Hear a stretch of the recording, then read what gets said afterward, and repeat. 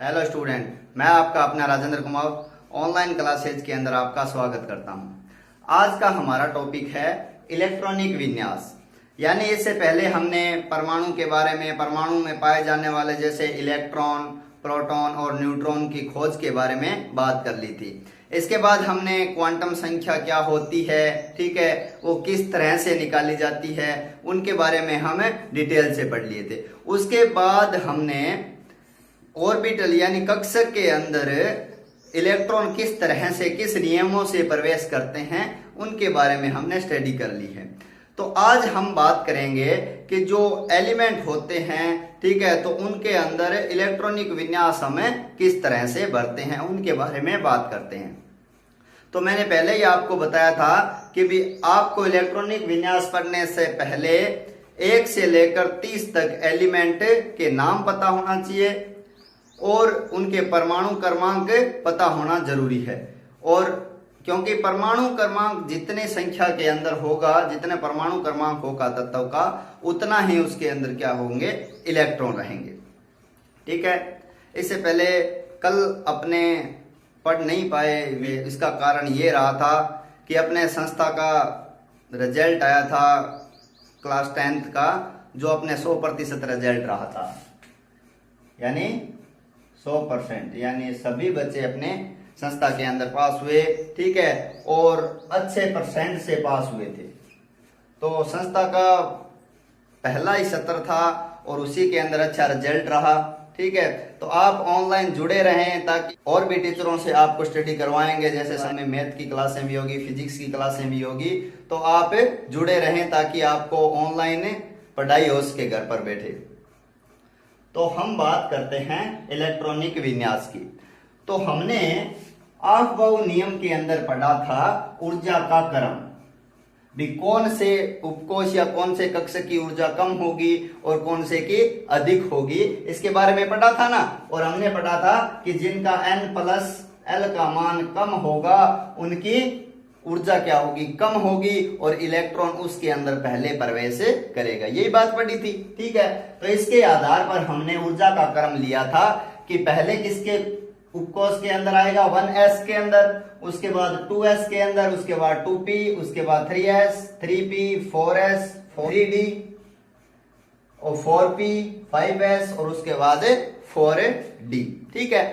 अब हमने ये भी पढ़ा था कि कौन से उपकोष की ऊर्जा अधिक होती है और कौन से उपकोष की ऊर्जा कम होती है। तो हमने क्या देखा था कि S की ऊर्जा सबसे कम, उसके बाद P की, उसके बाद D उपकोष की और उसके बाद F उपकोष की। यानी सबसे पहले हम S के अंदर इलेक्ट्रॉन जाएगा, ठीक है, उसके बाद P में, उसके बाद D के और उसके बाद F के। और इसके साथ साथ हमें n+L यानी अफबाउ जो नियम पढ़ा था हमने, उसके बारे में भी पता होना जरूरी है। आगे बात समझ में, ठीक है। अब हम बात करते हैं, एलिमेंट लेते हैं। आपने देखो 1 नंबर पर हमारा तत्व कौन सा होता है, हाइड्रोजन, हाइड्रोजन, जिसका परमाणु क्रमांक होता है 1। अब मैंने पहले ही बताया आपको कि जितना परमाणु क्रमांक होता है उसके अंदर इलेक्ट्रॉन भी कितने होते हैं, उतने ही इलेक्ट्रॉन रहते हैं। जैसे अब हाइड्रोजन है, हाइड्रोजन के पास परमाणु क्रमांक है हाइड्रोजन का 1, तो इलेक्ट्रॉन भी कितने होंगे, 1 होगा, ठीक है। तो हम देखते हैं, देखो कि 1 इलेक्ट्रॉन भरना है तो सबसे पहले हम कौन से कक्षों को उठाएंगे, यहां से सबसे कम ऊर्जा किसकी है, 1s की। तो हमने क्या उठाया यहां, 1s। अब 1s एक ऐसा बॉक्स है जिसके अंदर कितने इलेक्ट्रॉन आ सकते हैं, 2 इलेक्ट्रॉन आ सकते हैं। ये मैं पहले भी बता चुका हूं आपको कि जैसे हमारे पास में 4 उपकोष रहते हैं s, p, d, f। s एक ऐसा बॉक्स है जिसके अंदर ज्यादा से ज्यादा कितने इलेक्ट्रॉन आ सकते हैं, 2 इलेक्ट्रॉन आ सकते हैं, ठीक है।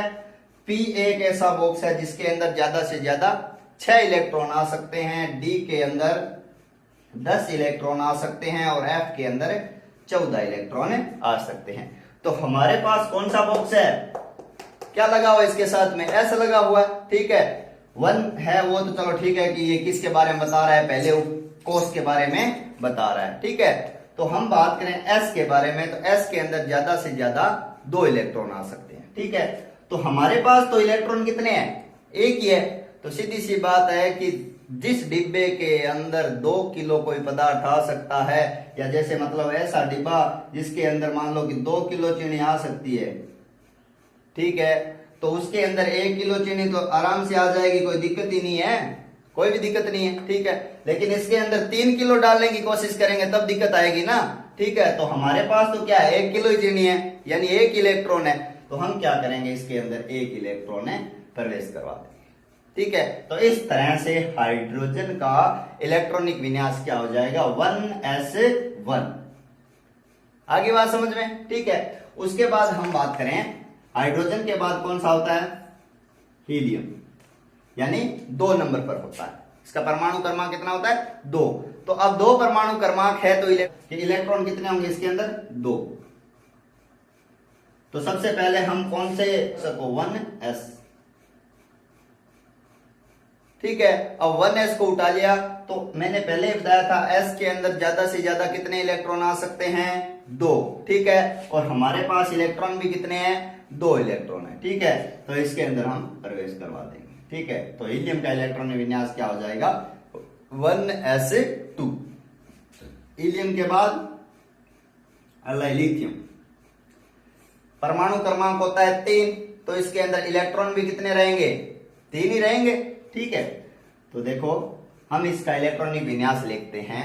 तो हमारे पास क्या है, 3 इलेक्ट्रॉन है। तो पहला तो हमने डब्बा ले लिया हमारे पास 2 किलो चीनी वाला, यानी जिसके अंदर है 2 किलो पदार्थ आ सकता है या 2 इलेक्ट्रॉन आ सकते हैं। तो ये लो मैंने क्या कर दिया, 2 इलेक्ट्रॉन इसके अंदर प्रवेश करवा दिया। अब तीसरा इलेक्ट्रॉन इसके अंदर प्रवेश करवाएंगे तो ये इसके अंदर नहीं आएगा। जैसे मतलब कि ये बॉक्स है और हमारे पास क्या ले रखी है हमने, 3 किलो चीनी ले रखी है।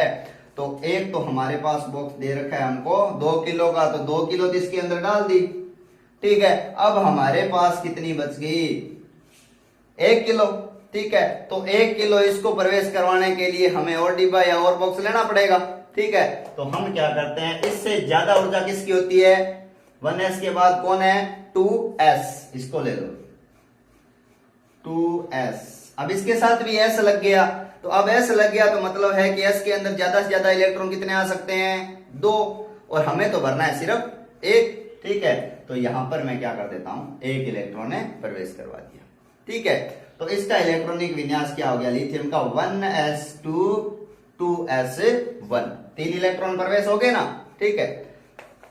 इससे आगे की ओर बढ़ते हैं अपने। लिथियम के बाद याद है ना, लिथियम के बाद कौन सा एलिमेंट रहता है, लिथियम के बाद बेरिलियम, 4 नंबर पर। अब 4 परमाणु क्रमांक है, तो इसका मतलब ये हुआ कि इसके अंदर भी इलेक्ट्रॉन कितने हैं, 4 इलेक्ट्रॉन है।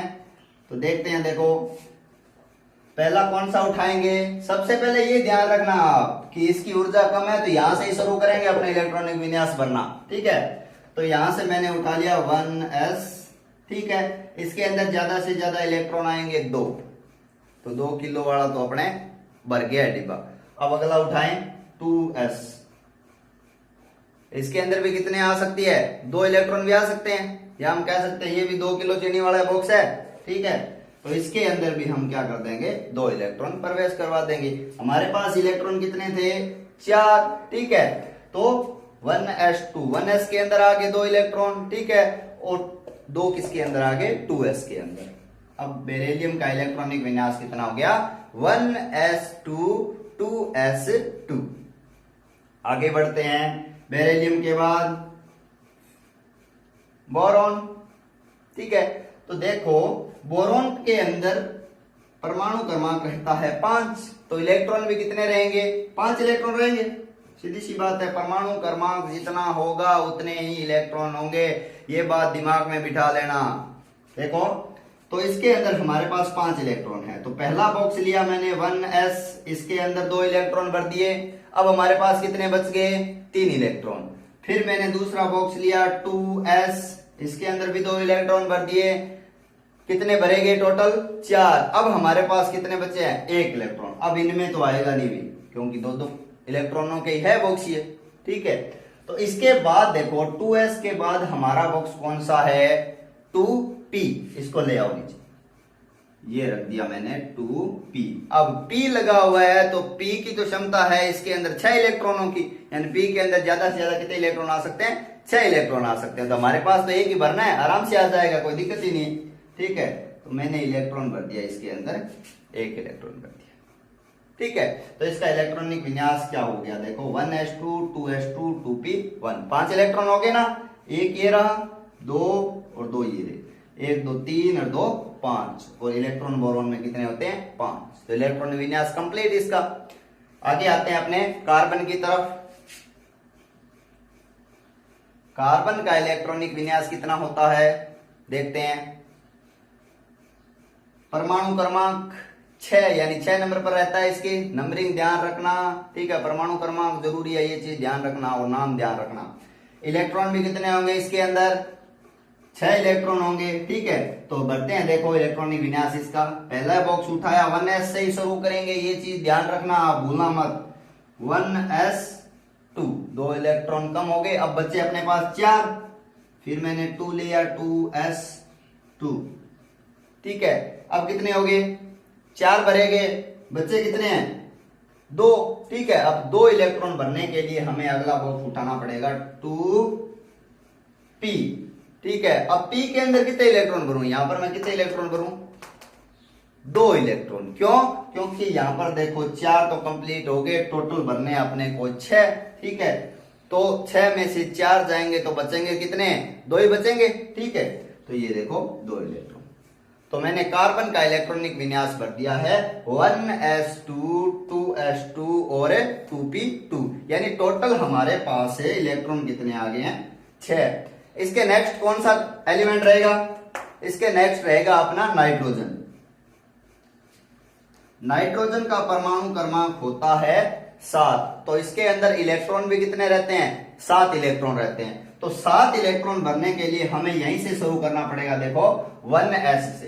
तो मैंने पहला लिखा 1s2, 2 इलेक्ट्रॉन कंप्लीट हो गए। ठीक है, उसके बाद हमारे पास बचे हैं 5 इलेक्ट्रॉन, तो 5 इलेक्ट्रॉन भरने के लिए फिर मैंने 2s लिया, 2s2।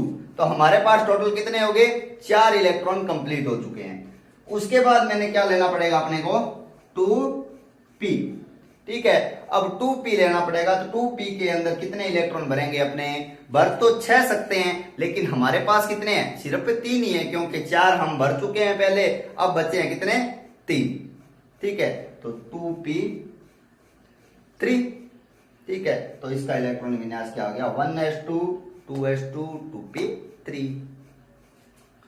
उसके बाद ऑक्सीजन की बात करते हैं, जो रहता है 8 नंबर पर।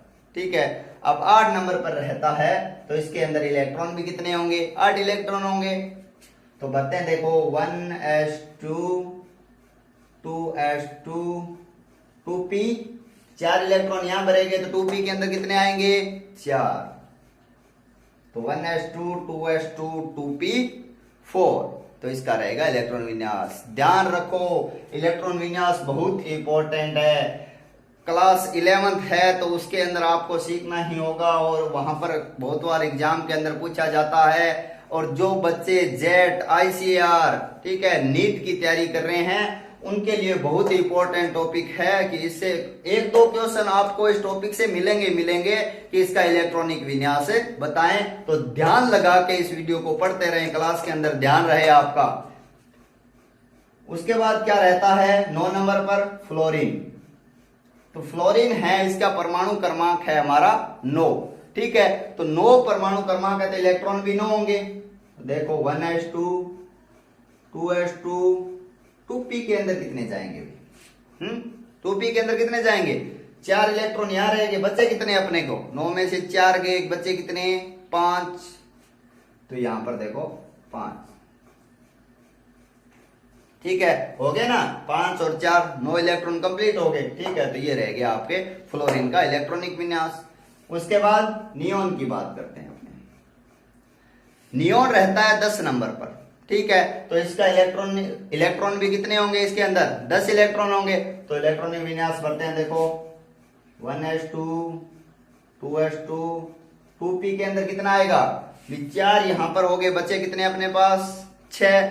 और पी उपकोष के अंदर हम ज्यादा से ज्यादा कितने इलेक्ट्रॉन भर सकते हैं? 6 इलेक्ट्रॉन। तो इसके अंदर कंप्लीट। तो ये 2p कोष भी अपना उपकोष है वो भी कंप्लीट हो गया। तो यहां तक नियोन तक आपको समझ में आ गया होगा इलेक्ट्रॉनिक विन्यास है किस तरह भरा जाता है। यहां तक हमने कितने कक्षकों को उपयोग में ले लिया? 2p तक उपयोग में ले लिया। आगे हम बात करते हैं सोडियम से, जहां से हम 3s से यूज करेंगे। आगे 1s से शुरू करके 3s तक इलेक्ट्रॉन जाएंगे। आगे आगे हम इलेक्ट्रॉनिक विन्यास किस तरह से पढ़ते हैं। तो क्लास 9, 10, 11, 12 ये सब के लिए बहुत इंपॉर्टेंट टॉपिक है। जो एंट्रेंस एग्जाम देंगे जेट, ICR, नीट, तो उनके लिए बहुत ज्यादा इंपॉर्टेंट है। तो आगे बात करते हैं अपने सोडियम की। सोडियम रहता है 11 नंबर पर। तो इसका मतलब ये रहा कि इसका इलेक्ट्रॉन है वो भी कितने रहेंगे? 11 इलेक्ट्रॉन रहेंगे। ठीक है, तो अपने इलेक्ट्रॉनिक विन्यास भरते हैं इसका। यहां से शुरू करते हैं। देखो 1s के अंदर कितने आएंगे? 2, यानी 2 इलेक्ट्रॉन कंप्लीट। उसके बाद 2s2, 4 इलेक्ट्रॉन कंप्लीट। उसके बाद 2s के बाद क्या रहता है? 2p। p के अंदर ज्यादा से ज्यादा इलेक्ट्रॉन आ सकते हैं 6। तो देखो 1s2, 2s2, 2p6 कितने इलेक्ट्रॉन हो गए? 4 और 6 10 इलेक्ट्रॉन हो गए। अपने को भरने कितने हैं? 11 इलेक्ट्रॉन। तो इससे अगला, क्योंकि p के अंदर तो अब इतने ही आएंगे, तो इससे अगला उपकोष लेना पड़ेगा अपने को। तो अगला उपकोष लेते हैं अपने 3s। कितने इलेक्ट्रॉन भरने हैं? 1 इलेक्ट्रॉन भरना है। s के अंदर ज्यादा से ज्यादा 2 आ सकते हैं, लेकिन हमें 1 ही भरना है। अभी 1 ही है हमारे पास, तो 1 इलेक्ट्रॉन भर दिया। ठीक है, तो इस तरह से हमारा इलेक्ट्रॉनिक विन्यास क्या हो गया? इसका 1s2, 2s2, 2p6, 3s1। आगे मैग्नीशियम एलिमेंट की नंबरिंग याद कर लेना, एलिमेंट जरूर याद कर लेना। 30 तक बहुत इंपॉर्टेंट है। 30 तक याद होंगे तो आपके आगे दिक्कत नहीं आएगी कोई भी। यहां पे 12 इलेक्ट्रॉन भरने हैं अपने को। 1s2, 2s2, 2p6, 10 electron complete. अब इसके बाद हमें उठाना है 3s। ठीक है, s के अंदर हम ज्यादा से ज्यादा इलेक्ट्रॉन भर सकते हैं 2। ठीक है, तो 2 इलेक्ट्रॉन इसके अंदर आ सकते हैं, 2 ही हमें भरने हैं। ठीक है, तो मैग्नीशियम पर रहता है 1s2, 2s2, 2p6 और 3s2। उसके बाद एल्यूमिनियम जो रहता है 13 नंबर पर। इलेक्ट्रॉन भी कितने होंगे इसके अंदर? 13 इलेक्ट्रॉन रहेंगे। ठीक है, तो यहां से देखो इलेक्ट्रॉनिक विन्यास बनना शुरू करते हैं। 1s2, 2s2, 2p6। ठीक है, 10 इलेक्ट्रॉन कंप्लीट। उसके बाद 3s के अंदर ज्यादा से ज्यादा कितने आ सकते हैं? 2 इलेक्ट्रॉन। तो 2 इलेक्ट्रॉन इसके अंदर भर दिए। कितने हो गए? 12। अब हमारे पास 1 इलेक्ट्रॉन और है जो भरना है हमें। 3s के बाद क्या उठा लो आप? 3p। 3p के अंदर आ जाएगा 1 इलेक्ट्रॉन। p के अंदर आ तो कितने सकते हैं? ज्यादा से ज्यादा 6 आ सकते हैं, लेकिन हमारे पास कितने बचे हैं? 12। यहां तक हो गया, 1 इलेक्ट्रॉन बचा है, तो 1 इलेक्ट्रॉन इसके अंदर भर दिया। ठीक है, इसी तरह से अपने जैसे आगे सिलिकॉन है, फास्फोर, सल्फर, क्लोरीन, आर्गन। ठीक है, इस तरह से इनका सबका इलेक्ट्रॉनिक विन्यास भर देंगे अपने। जैसे ये 14 पर रहता है, 15, 16, 17 और 18। ठीक है, यहां तक तो क्या रहेगा? सेम रहेगा इनका। ठीक है, अब लास्ट के अंदर यहां से चेंज होता रहेगा। यहां तक सभी का सेम रहेगा, सभी का, यानी ऑर्गन तक सभी का सेम रहेगा। आगे लास्ट में चेंज क्या होगा? यहाँ 3p1 की जगह 3p2, क्योंकि 1 इलेक्ट्रॉन बढ़ा है। 3p2, 3p3, 3p4, 3p5 और 3p6। ठीक है, तो इस तरह से हम 18 नंबर यानी ऑर्गन तक हम इलेक्ट्रॉनिक विन्यास से भर सकते हैं आराम से, कोई भी दिक्कत नहीं। ठीक है, आगे हम बात करें, जैसे हमारे पास आ जाए कैल्शियम के बारे में पूछ ले। हमें क्या किसके बारे में पूछ ले? कैल्शियम के बारे में। कैल्शियम कितने नंबर पर रहता है? परमाणु क्रमांक क्या रहता है इसका? 20। तो इसका मतलब इसके अंदर इलेक्ट्रॉन भी कितने आएंगे? 20 इलेक्ट्रॉन आएंगे। ठीक है, तो 20 परमाणु क्रमांक है इसके अंदर, इलेक्ट्रॉन भी कितने आएंगे? 20 आएंगे। तो देखो यहां से शुरू करते हैं 1s से। देखो 1s2, 2s2, 2p6, 3s2, 3p6। यहां तक कितने इलेक्ट्रॉन आ चुके हैं हमारे पास? 18 इलेक्ट्रॉन भर चुके हैं। यहां तक कितने हो गए? 18 इलेक्ट्रॉन है, भर सकते हैं। अब देखो 3p के बाद कौन सा उपकोष आएगा? 4s। तो 4s को उठा लो। 4s के अंदर S है तो S के अंदर ज्यादा से ज्यादा कितने इलेक्ट्रॉन आ सकते हैं? 2। ठीक है, तो हमने 18 इलेक्ट्रॉन यहां तक भर चुके हैं, उसके बाद बच्चे अपने पास कितने? 2 इलेक्ट्रॉन बचे। ठीक है, तो दोनों के दोनों इसके अंदर हमने भर दिए। तो ये आपका हो गया कैल्शियम का इलेक्ट्रॉनिक विन्यास। ठीक है, अब जैसे आगे आएगा 21 नंबर से, 21 से आगे की बात करेंगे तो उसके अंदर देखो कौन से एलिमेंट आ जाए, कौन से तत्व आ जाएंगे? डी ब्लॉक के तत्व आ जाएंगे। ठीक है, यानी इलेक्ट्रॉन, अंतिम इलेक्ट्रॉन है वो किसके अंदर प्रवेश करने लग जाएगा? डी उपकोष के अंदर प्रवेश करने लग जाएगा। तो आगे बात करते हैं अपने डी। तो 21 नंबर पर कौन सा तत्व रहता है? स्कैंडियम। ठीक है, नंबरिंग इसकी है 21 नंबर, तो इसके अंदर इलेक्ट्रॉन भी कितने होंगे? 21 इलेक्ट्रॉन होंगे। देखो इसका इलेक्ट्रॉनिक विन्यास करते हैं, अपने यहां से शुरू करते हैं। 1s2 2s2 2p6 3s2 और 3p6। ठीक है, अब 3p के बाद हमने पढ़ा था 4s2, यानी 20 इलेक्ट्रॉन कंप्लीट हो गए, हमें भरने हैं 21 इलेक्ट्रॉन। तो उसके बाद देखो 4s के बाद कौन सा आएगा? 3d, अंतिम इलेक्ट्रॉन d के अंदर जा रहा है ना, तो एक इलेक्ट्रॉन यहां चला जाएगा 3d1 के अंदर। ठीक है, अब एक तरीका और भी है, आप ध्यान रखना, जैसे मतलब इतना लंबा नहीं करना चाहते हो तो आप देखो कि ये देखो 1s से यहां 3p6, इनको आप काउंट करो कितने इलेक्ट्रॉन? 18 इलेक्ट्रॉन है, और 18 नंबर पर हमारा रहता है ऑर्गन, जो क्या है? अक्रिय गैस है। ठीक है, यार हम कह सकते हैं जीरो ग्रुप का तत्व है ये। ठीक है, तो हम इसको इस तरह में लिख सकते हैं कि इनको साथ में लिख दिया ऑर्गन। ठीक है, और 4s2 3d1,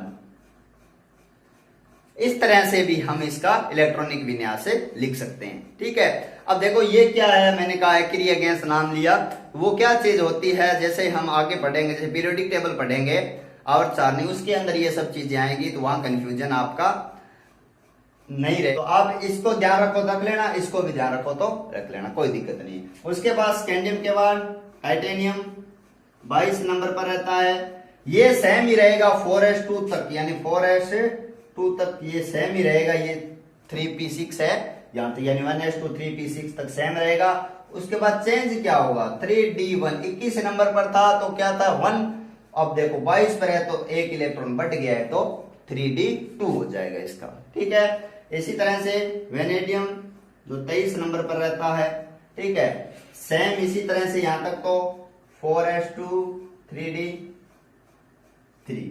ठीक है, तो हम बात करें क्रोमियम की, तो इसके अंदर हमारे हिसाब से इलेक्ट्रॉनिक विन्यास यही रहेगा कि हम जो मतलब हाइड्रोजन से पढ़ रहे हैं उसके हिसाब से, तो 1s2 2s2 2p6 3s2 3p6 4s2 3d4।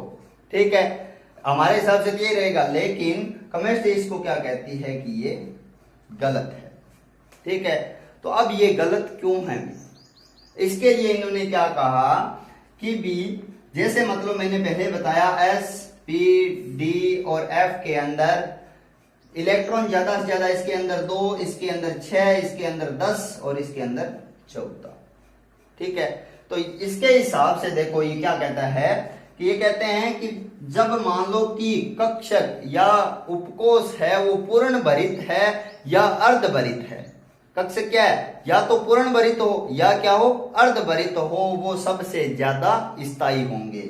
जैसे मतलब हम P की बात करते हैं तो P के अंदर हमें पता है कक्षक रहते हैं 3। ठीक है, और देखो इसके अंदर ज्यादा से ज्यादा इलेक्ट्रॉन आ सकते हैं 6।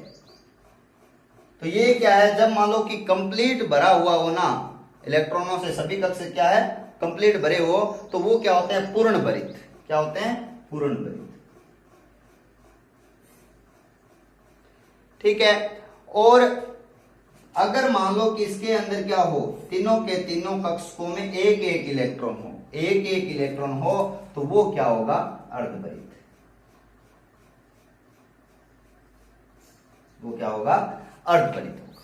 ठीक है, तो ये क्या कह रहे हैं कि भी अर्धभरित वह पूर्ण भरित कक्ष क्या होते हैं? सबसे ज्यादा स्थायी होते हैं। ठीक है, यानी क्या होते हैं, अपूर्ण नहीं होने चाहिए, कक्ष क्या नहीं होने चाहिए, अपूर्ण नहीं होने चाहिए, या तो अर्धभरित होने चाहिए या फिर पूर्ण भरित होने चाहिए। यानी पूर्ण भरित और अर्धभरित कक्ष क्या होते हैं, अपने आप में राजा होते हैं, ठीक है, यानी सबसे ज्यादा स्थायी होते हैं, स्ट्रॉन्ग रहते हैं, ठीक है। अगर मान लो इसके अंदर क्या हो, 4 इलेक्ट्रॉन हो तो वो क्या हो गया, अपूर्ण हो जाता, ये क्या है, स्थायी नहीं है। जैसे 3d4 आ गया है, ठीक है, तो 3d4 आएगा तो हमें पता है कि d उपकोष के अंदर 5 कक्षक रहते हैं, ठीक है।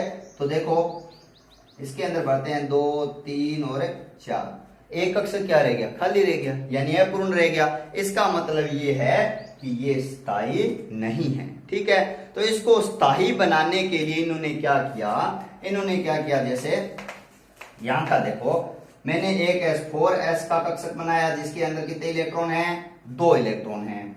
3d का बनाया, ठीक है, इसके अंदर कितने इलेक्ट्रॉन हैं, 4 इलेक्ट्रॉन हैं, ठीक है। अब 4 इलेक्ट्रॉन है मतलब वो अपूर्ण है, ठीक है। अब आपको पता है कि 4s और 3d, तो d है उसकी एनर्जी क्या होती है, किससे ज्यादा होती है, s से ज्यादा होती है, ठीक है। तो ये d है इस 4s के पास जाता है और उसको कहता है कि एक इलेक्ट्रॉन है मुझे दे दे। आई बात समझ में, कि एक इलेक्ट्रॉन मुझे दे दे, तू इलेक्ट्रॉन देगा तू तो अर्धपूर्ण हो जाएगा, ठीक है। अभी क्या है, पूर्ण है, ठीक है, पूर्ण भरित है, ठीक है। एक इलेक्ट्रॉन देगा तो अर्धपूरित हो जाएगा, और पूर्ण भरित और अर्धभरित कक्षकों की ऊर्जा लगभग क्या होती है, समान होता है, या स्थायित्व क्या होता है, लगभग समान होता है, ठीक है। तो ये इसके पास जाता है, ये मानता है तो ठीक है, नहीं मानता है तो एनर्जी ज्यादा है, इलेक्ट्रॉन निकाल लेगा। आगे बात समझ में, ठीक है। तो यहां से ये इलेक्ट्रॉन लिया और अपने कक्षक के अंदर प्रवेश करवा दिया, ठीक है। तो अब ये भी अर्धभरित हो गया, ये भी अर्धभरित हो गया, ठीक है। यानी अर्धपूर्ण और अर्धपूर्ण यानी सभी कक्षक क्या हो गया, अर्धभरित हो गए, तो ये क्या हो गया, स्थायी हो गया। तो हम क्या कह सकते हैं, क्रोमियम का सही इलेक्ट्रॉनिक विन्यास क्या होगा, 1s2 2s2 2p6 3s2 3p6 4s1, और 3d के अंदर कितना आएगा, 3d के अंदर आएगा 5 आएगा, ठीक है। तो इसका मतलब ये क्या है, आपका राइट होगा, ये अभी रॉन्ग है। आगे बात समझ में, ठीक है। तो इस तरह से हम क्रोमियम का इलेक्ट्रॉनिक विन्यास से बता सकते हैं, बहुत ही इंपॉर्टेंट टॉपिक है, तो इसको आप ध्यान रखना कि क्रोमियम का, और एक पूछते हैं कॉपर का, कॉपर भी अपवाद है, इसके आधार के हिसाब से आप कर लोगे कि मैग्नीज है, मैग्नीज में क्या हो जाएगा, 3d5 हो जाएगा, यहाँ 4s2 है, ठीक है, यानी ये क्या हो जाएगा, पूर्ण भरित, और ये अर्धभरित हो जाएगा, स्थायी रहेगा। उसके बाद 3d6 3d7 3d8 3d9, इस तरह से आप इलेक्ट्रॉनिक विन्यास से भर सकते हो। अब एक अपवाद और है जो है कॉपर, उसके बारे में हम बात करते हैं। तो हम बात करें कॉपर के बारे में, जिसका परमाणु क्रमांक रहता है 29 नंबर पर रहता है, ठीक है। और इसके अंदर इलेक्ट्रॉन कितने होंगे, 29 ही होंगे, ठीक है।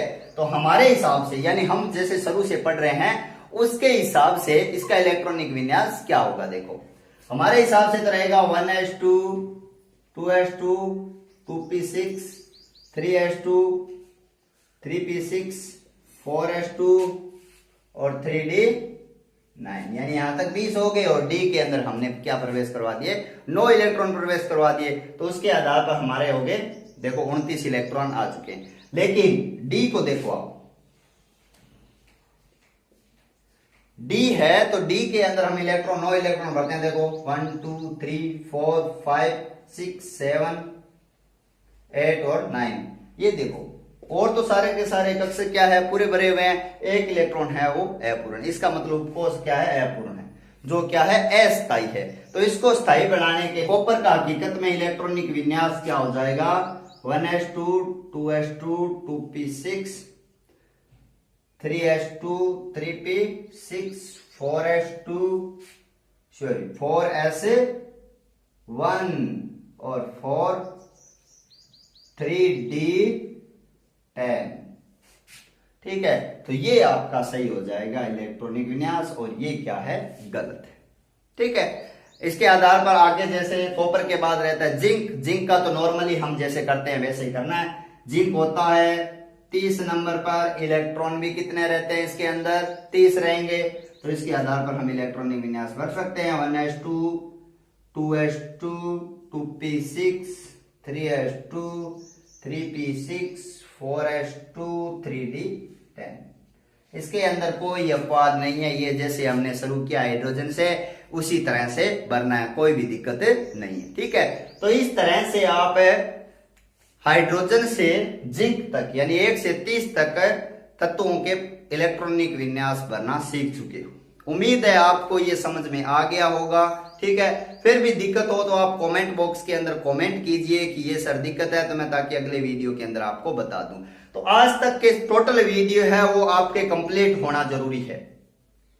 जो 11th के बच्चे हैं, 9th के 10th के बच्चे हैं, ठीक है, और जो इंट्रेंस एग्जाम की तैयारी कर रहे हैं, उनके आज तक के वीडियो है जो मैंने शुरू किया था एटॉमिक स्ट्रक्चर, वहां से शुरू के आज तक के वीडियो नीचे लिंक के अंदर है, आप सर्च करके आप उन्हें देख सकते हो, ताकि यहां तक आपको टॉपिक समझ में आना जरूरी है। क्योंकि आगे हम शुरू करेंगे पीरियोडिक टेबल, उससे बहुत ज्यादा क्वेश्चन पूछे जाते हैं, कंपटीशन एग्जाम के अंदर भी बहुत ज्यादा क्वेश्चन पूछे जाते हैं। तो यहां तक समझ में आ गया ना, तो आगे ऐसे मानो कि पीरियोडिक टेबल आसानी से आपको समझ में आ जाएगी। ठीक है, वीडियो को लाइक कीजिए, कमेंट कीजिए, ज्यादा से ज्यादा शेयर कीजिए, ताकि इस कोरोना काल के अंदर सारे स्टूडेंट, सभी स्टूडेंट है वो घर बैठे पढ़ाई कर सके। ठीक है, क्योंकि विद्यालय या कोचिंग वगैरह जा नहीं सकते हैं। ठीक है, तो आप घरों के अंदर रहिए, सुरक्षित रहिए। ठीक है, और सब्जेक्ट की भी आपको हो कि हमारे को सर ये सब्जेक्ट पढ़ना है, इस सब्जेक्ट के अंदर दिक्कत आ रही है, तो मैं भी वो भी समस्या आपको हल कर दूंगा। आप कमेंट के अंदर मुझे बता दे। और आज के वीडियो में लिंक के नीचे आपको मेरे कॉन्टेक्ट नंबर दिए होंगे, तो अगर फिर भी कोई दिक्कत हो तो कॉन्टेक्ट नंबर पर आप मैसेज कर सकते हो, कॉल कर सकते हो। ठीक है, तो मैं किसी भी सब्जेक्ट के अंदर आपको अगर समस्या है तो वो समस्या का हम हल करेंगे। ठीक है, और जो ये चैनल है जो राजेंद्र कुमावत के नाम से, इसे सब्सक्राइब कर लें, ताकि जैसे वीडियो अपलोड हो तो सबसे पहले आपके पास पहुंचे। धन्यवाद।